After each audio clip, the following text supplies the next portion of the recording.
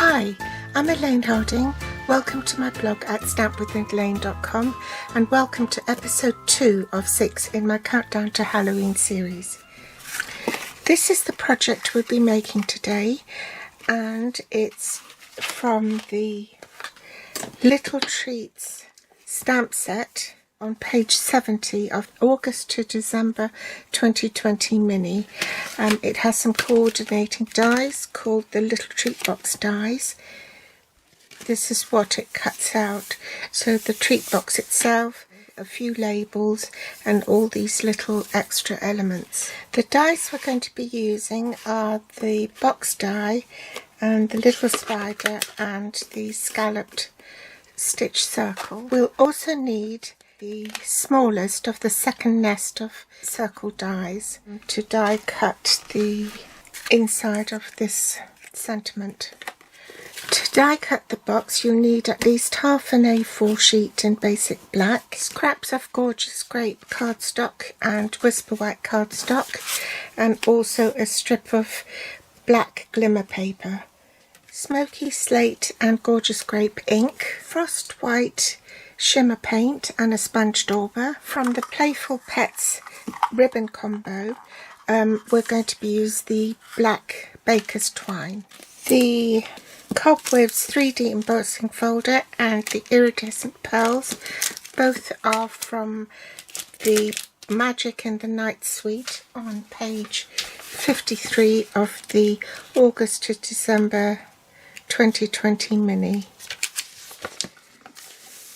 These pearls and that embossing folder. To make your die cutting sandwich you need platform 1, the thin die adapter, platform 2, followed by the one of the number 3 cutting plates, your cardstock, then the die, cutting edge face down, followed by another acrylic plate, platform 3, and then you're ready to run it through the Stamp and Cut and Emboss machine. The other alternative is to use platform 1, platform 2, your thin die adapter, followed by platform 5, which is your magnetic cutting plate, the cardstock and the die, then your top cutting plate, platform 3, and then you're ready to run it through the die cutting machine. So I've die cut the box base and I'm going to set that aside for the moment and deal with the stamping. I'm going to stamp 2 labels, and I'm just going to snip away this surplus here so I can fit both sentiment and the matte layers onto the magnetic plate. So again, to make my sandwich I need platform 1, the thin die adapter, platform 2, the magnetic plate, platform 5. Now this is being used in lieu of one of the cutting plates. Put it round that way. I'm going to die cut 1 sentiment there. I wonder if I can fit the spider on as well.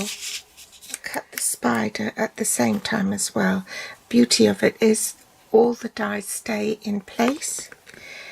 And then I put my platform 3 on top and I'm ready to run it through the die cutting machine. I'm going to set aside my die cut pieces, and now I need to emboss. So to make my embossing sandwich I need platform 1,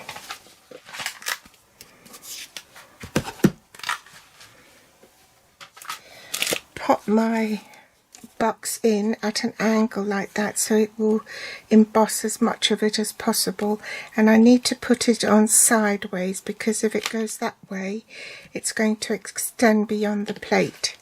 So put it in sideways like that, platform 4, and I'm ready to run it through the die cutting machine. Now I've embossed it, I want to use the shimmer paint to highlight the embossed bits, and for this it's best to pounce on it rather than drag it. Well, I was originally going to pounce on it, but then there was just so much paint on the sponge, I've had to rethink it. So I've just dragged it across instead.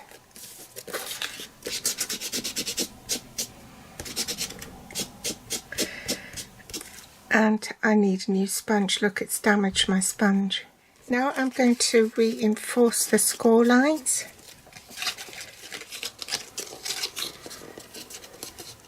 And to make the box bigger, only glue the sides where the point is, align it with the edge of the tab here, then you'll get this shaped box found out. So I'm going to use a pencil to help me establish where to put the glue.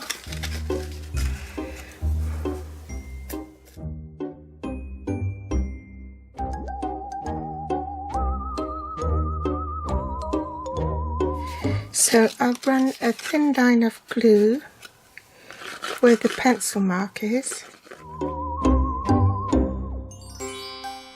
Okay, and then pop those together. Hold on to it until it bonds and then do the opposite side.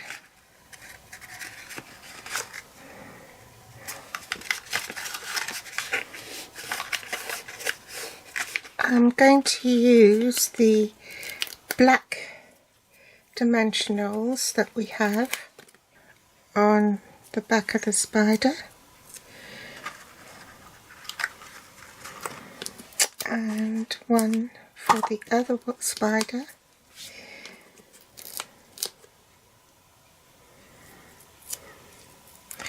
I was just checking that I had started recording. There's nothing worse than doing something and not pressing record.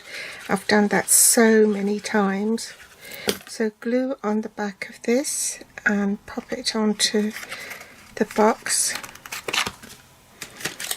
and do the same for the other side.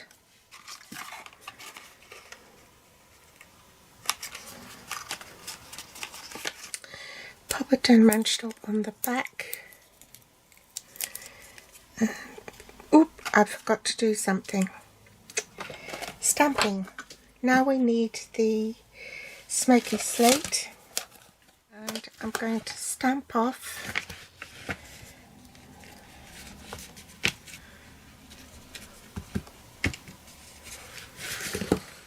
before I put the label on. I'll do the same for this one. Stamp off.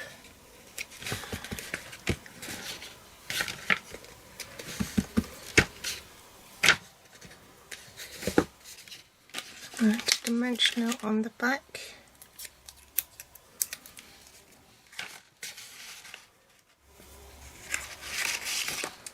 Now I can take a length of baker's twine.